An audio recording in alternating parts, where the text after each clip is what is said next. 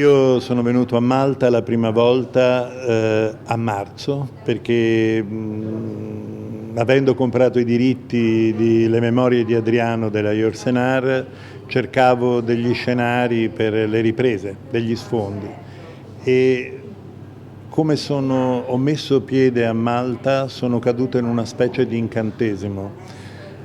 Sarà stato l'ultimo sole del giorno che illuminava le mura di Malta, ma ho sentito subito come un'energia che si radiava come un campo magnetico, no?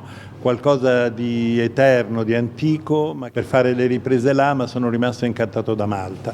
Malta ha tutto quello che può servire per fare un'industria cinematografica, fondare una scuola per formare quelli che possono essere i lavoratori dello spettacolo, le varie competenze, i vari settori, per far nascere una cinematografia maltese, anche appunto perché Malta è ricca di un'umanità molto forte. Si fondono insieme diverse culture e questa idea poco a poco sta prendendo piede, credo che sia piaciuta molto al primo ministro. Sarà una scuola intitolata Virna, che era una cara amica ed era una grande attrice italiana che voi conoscete bene, e ci sarà, spero, una scuola che formi attori, regia, costumisti, scenografi, montatori, in modo che Malta possa nascere come industria cinematografica proprio.